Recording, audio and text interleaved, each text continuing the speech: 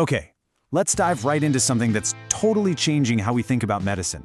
It's this incredible, scientifically backed idea that what's happening in our minds has a direct impact on our physical health.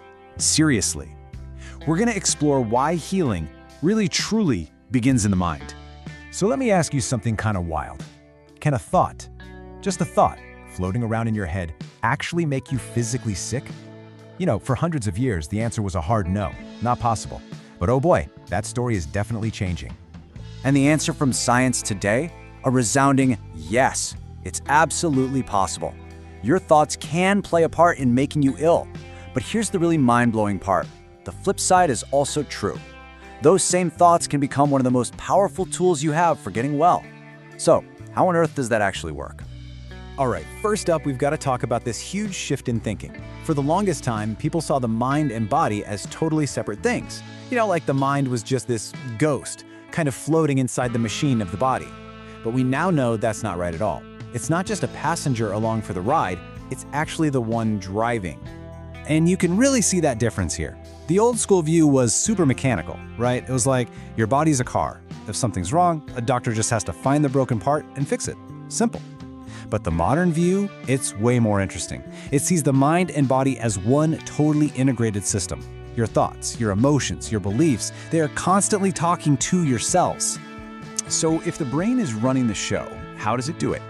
Well, it boils down to two very, very different modes it can put your body in. What you could call survival mode and healing mode. Think of your brain as the ultimate command center. It's listening to everything, every single thought you have, every emotion you feel. It takes all of that in as information, and then it translates it. It sends out real physical signals that tell your body what to do, controlling everything from how fast your heart beats to how strong your immune system is. And a huge piece of this puzzle is something you've probably heard of, the fight or flight response. It's our built-in ancient survival program. So your brain doesn't really know the difference between a real-life threat, like a saber-toothed tiger, and a modern one, like a horrible email from your boss. When it senses stress, boom, it hits the panic button and floods your system with hormones like cortisol and adrenaline to get you ready to fight or run for your life. And this right here shows you the two modes side by side. Look at the left, survival mode. When you're stressed, your body basically says, okay, no time for long-term projects. It puts things like digestion and immune defense on the back burner to save every ounce of energy. But then on the right, you've got healing mode. This is when your rest and digest system kicks in. This is when your body does all its maintenance and repair work. And here's the most important thing to get. Your body can't be in both modes at the same time. If you're living with chronic stress, you're basically stuck in survival. Okay, so I know what you might be thinking. This all sounds cool in theory, but where's the proof? What's the actual hard science that connects a thought to a cell? Well, let's get into it. The answer actually comes from a scientific field with a seriously long name. Get ready for it. Psychoneuroimmunology. Yeah, it's a mouthful, I know. But don't let the name scare you. It's just a fancy way of describing how your psychology, your mind, talks to your nervous system, and how your nervous system then talks to your immune system. Let's break that down even simpler. It's just a three-step chain of command. 1. Your thoughts trigger signals in your nerves. 2. Those nerves connect directly to your immune cells. And 3. Therefore, your thoughts have a direct line to your immune system. It's not magic. It's a real physical pathway. And this is exactly why we now understand that psychosomatic disorders are 100% real. You know, people used to say, oh, it's all in your head. That's not what it means. It means the physical symptoms, we're talking real, measurable things like debilitating headaches or stomach problems, are genuinely caused or at least made much worse by emotional stress. So, if we think of the brain and the nervous system as the body's hardware, what's the software that's running on it? Well, that's our beliefs, our patterns of thinking. That's what we're looking at next. I mean, just think about this for a second. You can have two people face the exact same tough situation. Person A sees it as a total catastrophe, a threat to their survival, and their stress response just stays on, full blast. But person B sees the same thing as just a temporary roadblock, something to figure out. That single difference in how they see the world creates a completely different biological reality inside their bodies.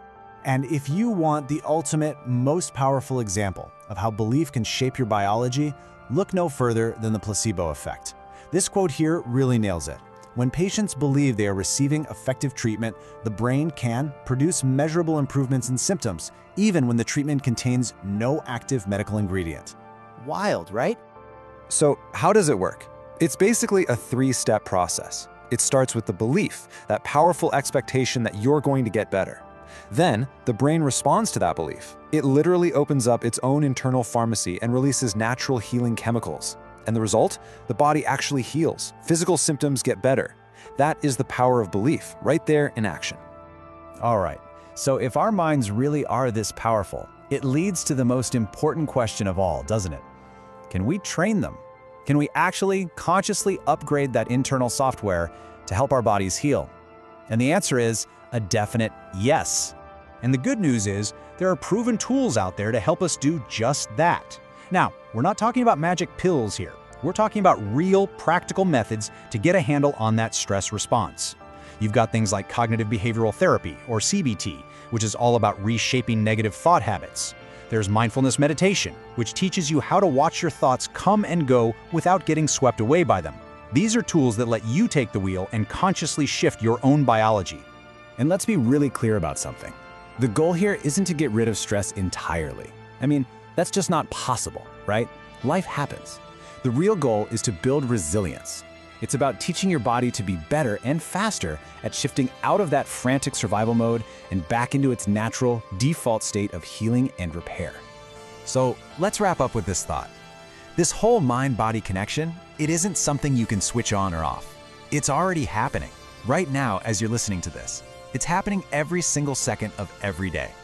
So the only question left is, what are you going to teach your mind to say?